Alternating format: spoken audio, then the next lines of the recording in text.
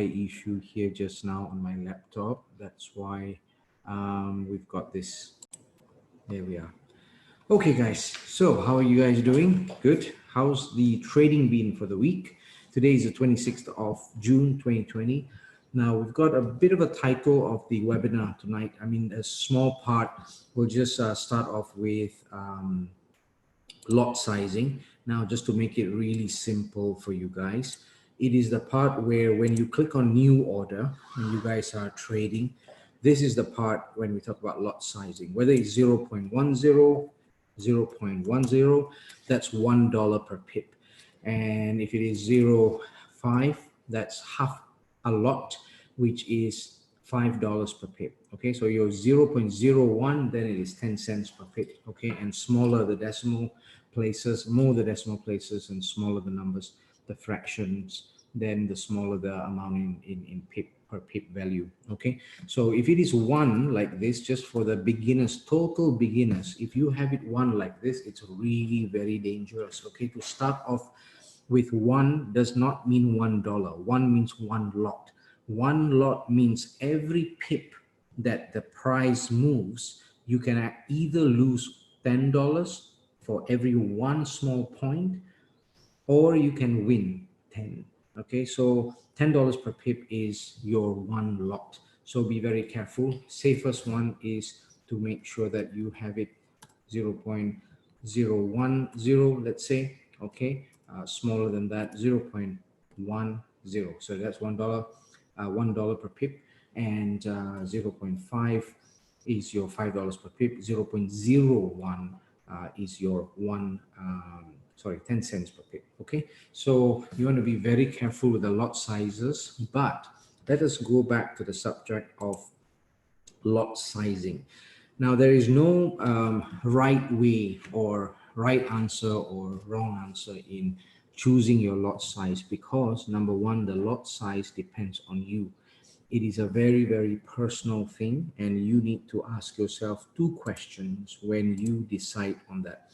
So first question, number 1 question is, what are you risking in dollars? Okay, in dollars, right? So that is your very, very first question. Okay, and your question number 2 is, what are you meaning you personally, not anybody else, okay, risking in pips? Okay, so this is a question mark, and that's a question mark. When you decide on both and you have the answers for both, then you have a rough idea, simplest way to actually find out whether you should type in 0.01, 1.0, whatever it is. It depends on the answers to these questions. Okay, so this is number 1 rule. Number 1 rule in lot sizing. Okay, so you want to, this is the subject today, lot sizing, choosing the right lot size. Okay, so there you go. Oops, sorry, let's capital it. Lot sizing, this is the topic for today. Okay, let me just,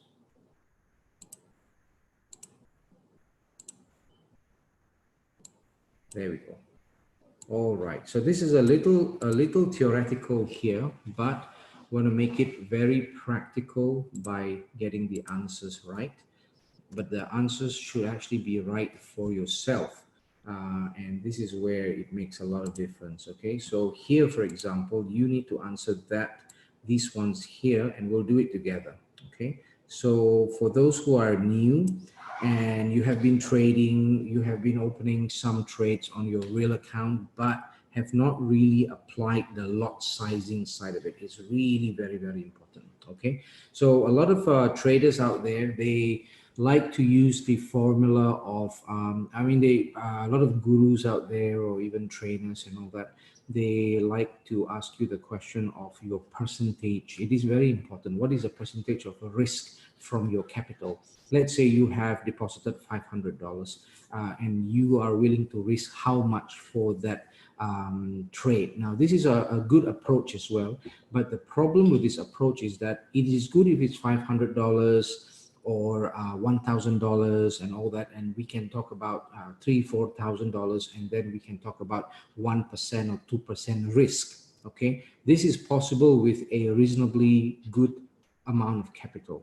But what if your capital is only $100? What if you are testing the account? Let's say you're having the bonus, non-deposit bonus of Errante, you got it $35. If you have 1% of that, then it's not really very, if you say that you are willing to risk 1% of $35 US, then you see it doesn't really sound that, I would say, logical maybe, but mathematically or statistically, it's not really very right to have that kind of percentages when it comes to trading one of the riskiest market, which is Forex market. Okay, so that is why I think that one of the easiest ways to ask you should ask yourself a personal question, but it's very, very easy.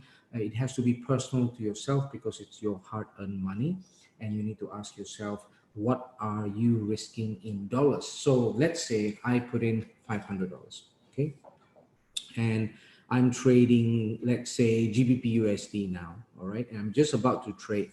So I need to understand what I'm risking because I still have this $500 at the moment. And if I risk an amount of from the $500 and then I lose it, let's say, I cannot think that I still have that $500, correct? So even if you risk, let's say 10% of $500 is $50, okay?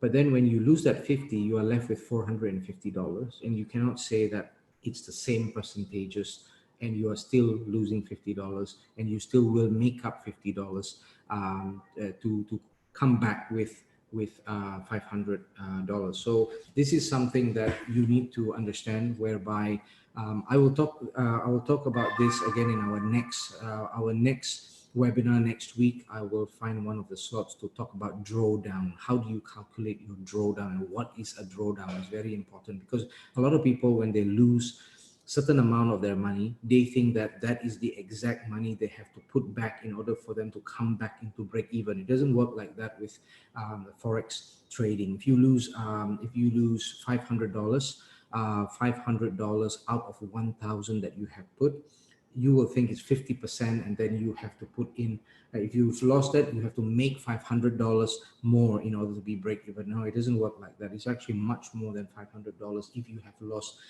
about 50% of your equity or your 50% of your capital. It's a little bit in advance, but then it's not. My job is to make it simple for you guys to understand that. So let's leave that one for the next topic on drawdown. What is drawdown? It's really very, very important to understand that. It comes under risk and money management.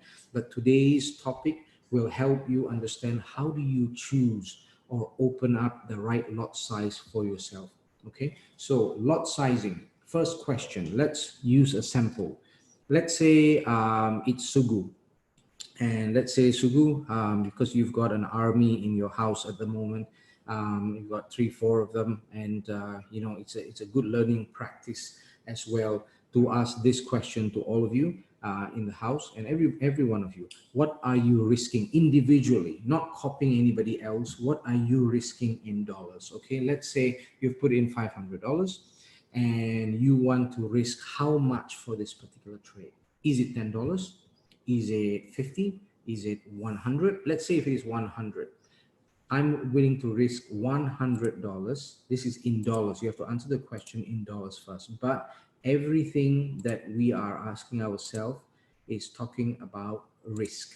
Okay, everything is talking about risk first. Okay, so you need to understand that our focus needs to be in the risk side of it. Okay, so what are you risking in dollars? And if I put it here and I say, okay, it's about 100. It's not about, it's $100, let's say. Okay, so my answer to the first question is 100 USD, let's say. Okay, so So that's good. Now I need to know as well, how much am I risking in terms of pips? So, you know, when you draw the, let's say we talk about risk to reward ratio, correct? And last time we talked about, let's say, if the profit potential is 100, then the risk is also 100, let's say, right? So the second question, to answer the second question, it has to do with after you have drawn the pattern and seen your trade setup, you will know where I have given you the entry, for example, and I've given you the profit potential. Then you know the answer, how much profit potential. So that could actually then be here. How much are you willing to risk? You just have to make it 1-to-1 risk reward ratio. If I give you a signal on GBP USD, let's say, and the potential is, let's say, 100 pips. Okay, let's say, for example. So your risk that you put in here in the second thing here is 100 as well, because it's 1-to-1 risk reward ratio. So we'll just put in here 100 pips. Okay, so then you will get the answer. Give me a second, guys. Yeah, you've got questions there. Yes. So you are risking, yeah, okay. You are risking $10, let's say, Shruti, yeah? Okay, $10 and then 100 pips. So what you need to do then is, I will do this here based on my example. My 100, whatever you are risking in dollars, needs to be divided. You will need to be divided with the risk in pips. So if I just do that, second, so cut that one and cut that one. Okay, so that gives you how much? Easy, right? 1. Okay, so 100 times 1, right? So 1. So here it means, what it means by this is that the answer to this is 100 divided by 100. Okay, then you don't look at the USD, you don't look at the pips, just the numbers. 100 divided by 100, you get 1. So 1 means that you need to risk about 1 USD per pip. That means on the lot size part, 0.1. Okay, 1 USD. Or you can even open up 0.05 2 times. That means 50 cents, 50 cents per pip, right? And you can open 2 trades as well. So as long as your maximum will actually be $1 per pip for that trade, for that time. Okay, so this is how you make very, very simple calculation in understanding your lot sizes. You see, it's only less than a minute. I can actually explain to you, but you need to practice that. But you need to be very, very careful with what you are personally willing to risk in dollars and what are you personally willing to risk in pips, because the pip side of it is easier because you guys are following me and getting my guidance as well. So then I will give you the profit potential. So you just put in your profit potential there, equal to the risk in pips. But then you need to be very careful in understanding your risk in dollars first. So let's go back to the example for Shruti. Okay, so you are risking 10. So what is 1 divided by 10? Okay, so if you are okay, you use your thingy, so 1 and you divide by 10, so you get that. Just to make sure that it's correct as well. Yeah, so it comes back to 0.1 for you, Shruti. Okay, so 10 divided by 100 is 0.1. That actually means $1 per pip.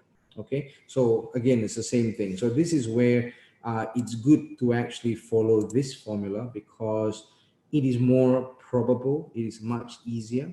And it won't be too much cracking your brain too much in calculating what if I only have $35 and this is the Errante's non-deposit bonus, let's say. By the way, Sugu, we're working on the non-deposit bonus. I've not forgotten it. I just came back to the office late earlier on.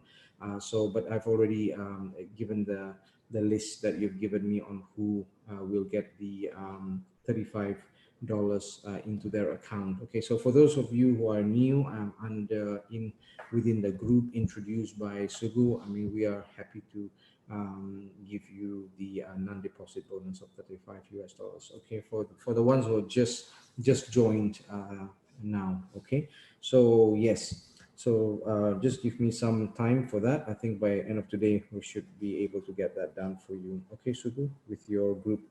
Okay, so okay, now we go back to the lot sizing. So Shruti, you are clear with it, yeah? With your example, following yours, for example, it will still come back to 0.1. So you can actually trade to the maximum for that trade, 0.1, following your not idea, your lot size and risk appetite, your risk appetite. Okay, that's the most important thing. So your risk appetite, which is what you are risking in dollars, what you're risking in pips. This is the easiest way to find out how you should open, in what lot sizes to open your trade for that time. Okay, good, easy, right? It's so easy. Okay, good. All right, uncle. Okay, all right, good. Makes me feel younger actually. So all right, good, good. So easy, right? Okay, easy peasy. Okay, good. So there you go. This is the easiest way, and we will combine it with some easy examples and explanation on drawdown, what drawdown is next week, because it's also very easy, equivalently easy, but we want to always apply it. Okay, apply it and see whether or not this can actually be adjusting your risk appetite. I mean, after you trade and then you've asked yourself what you are risking in dollars and all that, depending on how you are performing in the market, your risk in dollars can actually change, correct? So if you are actually doing really well, let's say the whole week you're profiting, your risk in dollars can actually increase. Okay, but try to be if you are increasing your risk in dollars, that's not too bad an idea, because if you are progressively doing very, very well, then you are compounding your profit potential as well, if you are actually increasing progressively your risk in dollars. Okay, but try not to go too crazy in increasing your pips. Okay, the number of pips. Okay, so the number of pips, you can increase it, but the thing is that it's probably the best way to actually target trading in terms of your potential in pips in stages, like 30 pips, 35 pips, trading on a 4-hour chart with the setup and all that, and then going back to 1-hour chart, looking at smaller patterns, let's say. So even if I am giving out a signal that is really a beautiful geometric pattern on a 4-hour chart, on a daily chart, giving you the potential of 400 pips, 500 pips, 1000 pips, let's say, try not to see the big picture too much. You can see the big picture when you analyze the market, but try not to get overly excited with big numbers and big pips and big numbers in terms of profit potential and all that. Why? Because the market can actually move, and move the trends at any direction that it wants. So from the time that I send out something, things can actually change. Some news can actually be announced. There's a emergency somewhere may happen. Something may move the market, total turnaround, or it can actually make the market go sideways, or things becomes uncertainty, and then things slow down, and then you have to wait for next week only to see that your TP is still not hit. So it's always good, if I am giving out a signal on a big pattern, you look for the baby patterns. Okay, so then it will be confirming between you and me, and then you can look at smaller patterns, same type pattern. If it is an ABCD going down, you can look at an ABCD going down in the 10-minute, in the 15-minute chart, in the 30-minute chart, and you want to look at profit potential of 30 pips, 35 pips, like that, first, at the first stage. So if I am giving out a signal of 500 pips, you can break that 500 pips by 35 and see how many times you can trade until your 500 plus pips gets there, until you get to that final number or amount. Okay, so you want to break up that. This is what I mean by trading it in stages. The reason I say that for the group that is just beginning now, being guided by myself, and also you want to start from scratch and you want to progressively build up, this is the best method to build things up, is to start with smaller pips first and then gain the confidence as you hit the smaller pips first. Always take it in bite size first. Not to get excited, overexcited with 100 pips or 150 pips and just waiting for it to get there. Because the problem with that is that the market will go sideways, up and down, takes a couple of days, and then you've got corrections and all that, and then suddenly you get a news happening, and then that news happening make your trade setup go totally the opposite direction. Then what happens? You will be in floating. Then you will be in floating and you'll be waiting and waiting and still thinking that I may hit my TP, but your entry price is so far away and gone opposite the direction already. So hence the reason, if we are trading with $35, no, sorry, 35 pips as our profit. Remember, we talked about it. When you think about profit potential, you need to quickly think about risk potential as well. So we are using the risk to reward ratio of 1 to 1. So if we're talking about 35 pips risk, potential in pips, if we're trading, we don't know what we're trading yet in terms of lot sizes. We only know it in dollars. We are risking $50 or $40 or whatever dollars that we want. But then if we are just starting our day, for example, and we want to risk small, you don't want to risk, you don't want to get up in the morning and then starting to analyze the market, and then you see me sending a signal and your first trade itself, you are risking $100.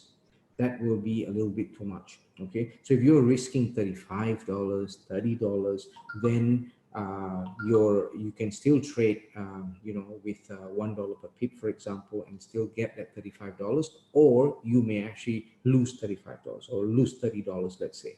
So start with bite size risk potential, whether it is in dollars or whether it is in pips. Okay, so 30 and 30 is quite easy and easier to manage, correct? If you are risking, your question number one, you are willing to risk $30. Question number two, you are willing to risk 30 pips only. So 30, 30, let's say your first trade, then your $30 is gone. So your $30 is gone is much better than $100 gone, correct? In the first trade itself. So at least you have time to recover. You give that back to the market and you come back again. So if you're risking $30, $50, so it depends on your risk appetite, of course. But then you need to understand that you want to always preserve the capital. Give me a second, guys. Let me just make sure. I'm not sure why my battery is not up. A second. Okay, should be okay now.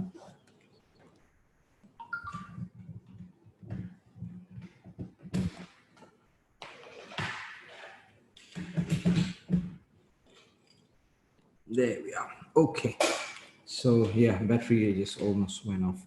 All right, there you go. Hope you guys can understand. Yeah, because it's a lot to do with psychology, is the way you actually manage your risk appetite, even deciding how much in terms of pips, in terms of dollars and pips that you are willing to risk in your first trade. The first trade of the day itself can actually make you more confident all throughout the day, or make you really disappointed, and all that. It all depends on your first trade. So deciding on your risk management, money management side of your first trade is super important. It's really very important. Okay, so you want to really understand that you want to take it easy. You if you are thinking of multiplying small, okay, like $30 per trade, then you can actually always aim at about 5 trades for a start. We're talking about the starting point. We are not talking about this being forever. Okay, for people like Noshini and a few others, Alfred as well, and a couple of others that are wanting to build up their forex account, and Sugu and your kids, children as well, and everybody else, it's always good to start small. It does not mean starting small and you will maintain it small. No, because in the forex market, you are able to multiply and use the magic of compoundment. You can compound your profits. Okay, so that's why even if you start off with the first few trades, let's say on Monday onwards, let's aim at getting about 5 trade ideas. So I will try my very best to release about 5 trade ideas. The more the better, actually, trade ideas. And then you look at looking at these trade ideas and try to also trade at least 5 trades a day. So if you are trading at least 5 trades a day, you need to understand maybe it is a good idea to actually just risk $10, let's say. $10 for each, that means your total for the day you're willing to risk $50. Let's say as an example, you can adjust that number according to yourself and your goal for the day. You know, other people, they want to risk a little bit more because their goal is a little bit bigger for the day, for the week, and for the month. Okay, so you want to know, you need to also understand the psychology of probability as well. So if you are having 5 trades, all not 5 is not going to go. You have to think like this. It may not actually hit TP on all 5 trades. So you need to think as well. And sometimes you'll hit all 5 trades, but your initial thought cannot be wishing for 5 trades all hit. If it does hit all 5 as a bonus, you need to take it as a bonus. Okay, it can happen quite a lot. So, but initial thought, you need to think of it as 3 wins and 2 losses, let's say, and then you multiply it. Okay, so that is better mathematics if we do it that way. Okay, all right.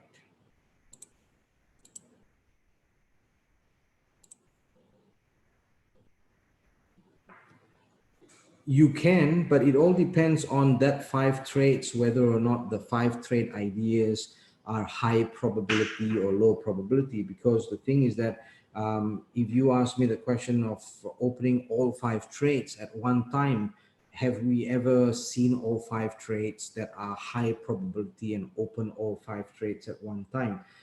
The answer to that is yes, right? A lot of traders would actually open even 10 trades. But out of that 10 trades, which are high probability and which are low probability, the traders may not even know that. So with me and my guidance, you guys will know that it's high probability or low probability, but then we still want to not get overexcited with our trades because we want quality trades. So it's better to actually hit about 35 pips for per trade, and then once it's closed, you go on to the next. Or at the same time, if you see that you've got all these 5 trades are high probability, then because we are going to analyze the market together, so then we will be talking about each trade, and you will be seeing my webinars, correct? You'll be attending the webinars and you will see it analyzed live in front of you. So then we all can decide, is this a high probability trade? So I may be presenting 5 or even 10, let's say, very soon. As much time as I can actually give you more trade ideas, but it doesn't mean that all the 10 that I actually present are high probability. If all the 10 are high probability, most probably we all will actually enter it all at the same time as well. But then most of the time what happens is, because there are different pairs and different economies of the country and all that, we can present 10, but maybe 3 will be high probability. So we want to still attack quality and not the quantity. Okay, so throughout the day, 5 trades is very possible. Throughout the day, maybe even 10 trades, very possible, because we're talking about so many events happening, and one pair is correlated with the other pair as well. So Euro USD, you can also trade opposite direction with the USD CHF if you find the trade setup there as well. So yes, we will guide you through on that, on the number of trades and all that, but is most importantly is for us all to discuss and understand what we are analyzing and how high quality is the analysis for that pair, and then we decide. So it's not about the quantity of trades. We definitely will get a number of trades to trade. Maybe you'll even end up trading 15 trades. We never know. But it is most important is to know at the time, right? Every few hours and all that, maybe new patterns emerge, new analysis emerge, and things like that. But we just have to follow the process and take it one step at a time. Okay, all right, good. So yes, what should be the equity required to open 5 trades with each? equity required to open 5 trades. Now let us not think of quantity at this moment of time, okay? Because the quantity of trades, how many trades should come, will come automatically once we analyze the market together and find opportunities. If we find 5 opportunities and they are all high probability, you can trade all 5 high probability trades. If we find 25 trades and then we only found 3 to be high probability, then we trade most probably the 3 trades out of the 20. So it's not about quantity, it's about quality. It's about quality because we are thinking of probability. We're not thinking of certainty, okay? If it is certainty, of course, the more the better, the more the merrier. Trades, but then because it's a probability game, we want to put all our focus on the analysis process first, whether we have picked the right pair, whether we all have understood what was presented during the webinar and looked at each pair, and all of us understand the risk, whether one pair is better to trade than the other pair. The other pair has got a potential of 110 pips, but you've got another pair that is potential only 40 pips. Okay, which one do you take? A lot of people will think 110 pips, of course, but for me, no. I will decide from which one of the two gives me high probability. If the 40 pips potential give me higher probability, better look in the market, the support resistance, the many things, many checklists that we checklisted, and then it shows me that it is more quality, higher probability, clearer with my eyes as well, then I would choose a 40 pips. Maybe I'll just ignore the 110 pips potential. So in terms of the number of trades, it will come to us, okay? And we will increase it as we go through. So we will be able to communicate in the group in GTI, in GTI, as well as the group that Sugu has made for us and created for us as well, whereby we will discuss from hour by hour what to actually trade, how high the quality is, and analyze it together.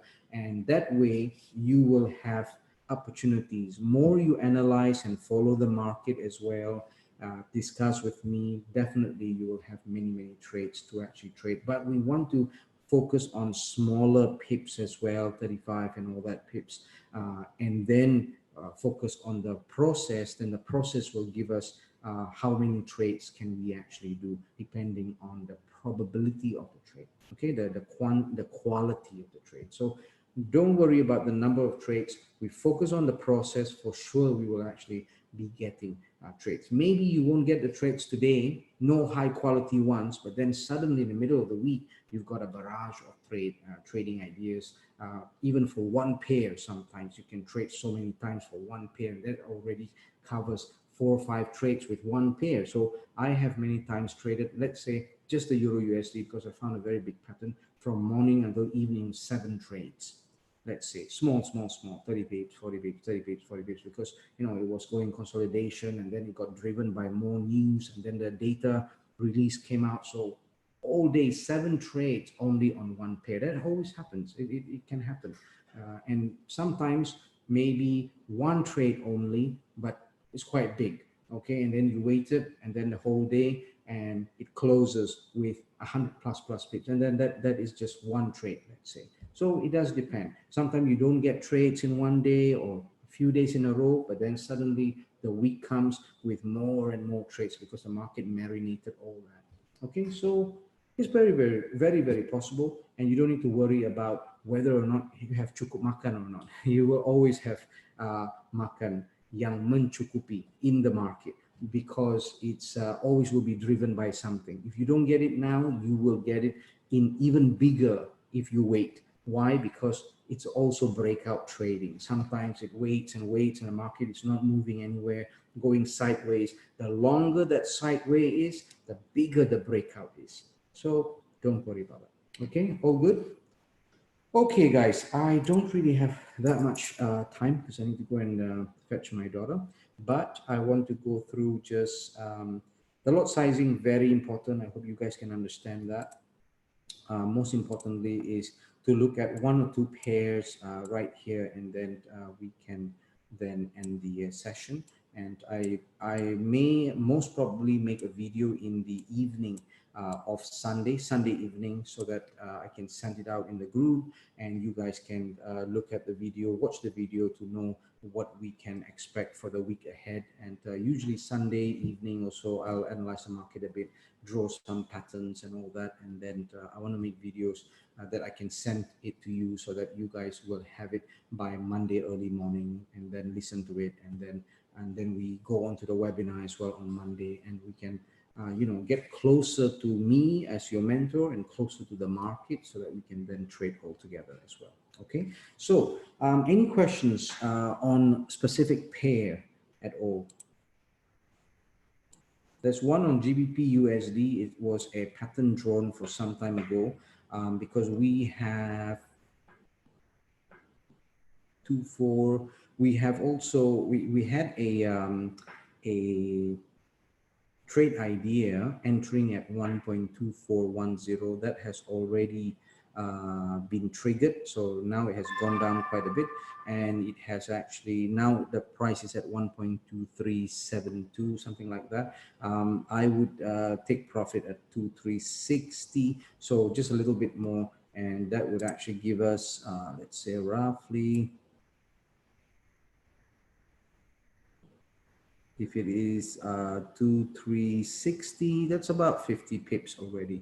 Okay, so that's what I mean by taking it in stages, so that we can manage the pattern, manage the trade, so that it doesn't go crazy, go against us too much as well, and then we don't get floating too much. If this one goes opposite our direction, and then we are willing to raise only 35 pips, then forget about 35 pips, let the 35 pips go, give it to the market back, and then you go on to a different pair, and then we start to analyze the market again. And because the process of analyzing the market and the technique and strategies are quite high in probability, hence the reason we can afford to do that. We can afford to give back to the market because we've got about 60 to 70% accuracy level. Okay, following the strategy that I teach you and the way I trade. So that means out of 10 trades, you can actually win 6 to 7 and lose anywhere between 3 to 4 trades. So still, it's got more winning than losing, right? Sometimes all 10 you can actually hit, but we don't want to talk about all 10 hits and overexcited with all this. We want to follow the reality of the market and the reality of trading, which is more probability, not certainty. Okay, so this is where we want to change a little bit our mindset, so that we don't stress ourselves out, because most of the time our mindset itself in trading stresses us out. Okay, so we always think that, okay, this trade we are trading must happen, will happen. All these kind of thoughts in your mind tend to sabotage yourself. Okay, at the end of the day, that's why you need to think in a way where, if you're trading, this can go wrong. This can go wrong. No matter how beautiful that pattern is, it could go wrong. If it does go wrong, what am I willing to risk? That is it. So think about the risk side of it, and your profit will come automatically. Okay. Okay, guys. Any other question? No questions at all? Is there a pair that you guys would like to look at? We've got some nice setup for next week, so I will draw a ready setup for you guys for next week. We have got GBP AUD, GBP crosses as well, because the Brexit thing is coming back. So creating a lot of momentum in the market. Also Euro, we have got cash coming into the Euro because of the COVID situation and all that. It's called the PEPP program. They want to subsidize what's going on in Europe, influenced by the COVID and all that. So that would actually move the market as well. So we've got a question here. AUD JPY. Let's look at AUD JPY, and then we will end the session. Okay. So here it is trading very close to the 7350. It is actually, now we are looking at AUD JPY in the 4-hour chart.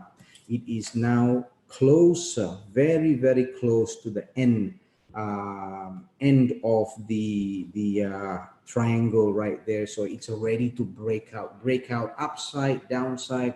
We don't know yet. Okay, but in my opinion, I think it may look into a downside for now, mainly because we've got this straight line here. So this straight line right here may actually look into break out to the downside. But then even if it is actually, let's say, aiming to the downside, um,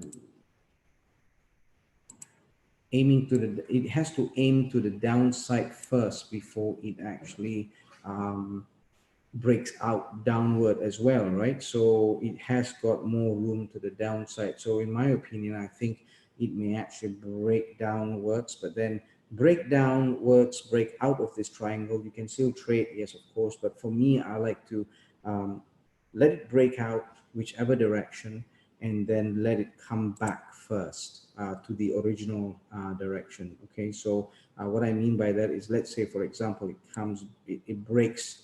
I want it to go back to the level where it actually broken out from.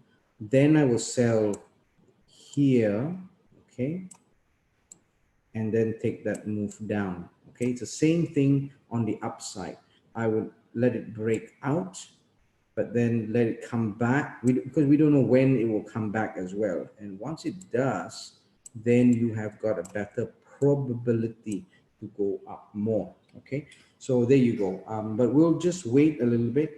For now, Alfred, you are on a sell, I think, or a buy for the AUDJPY. I'm not sure, because we're looking at different time frames as well. We've got different pending orders, so different people, traders may have different aim at whether or not it's a buy direction or a sell direction. So we'll just wait. Okay.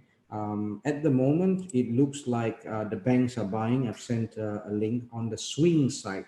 That means on the swing side, the banks are actually buying at 72.70. Okay, so still it is too early for them to buy. So that means that there's a high probability for the market to fall first. So you can actually sell at 73.40 for AUDJPY, because the buying will most probably take place by the banks at 72.70. It's still very early.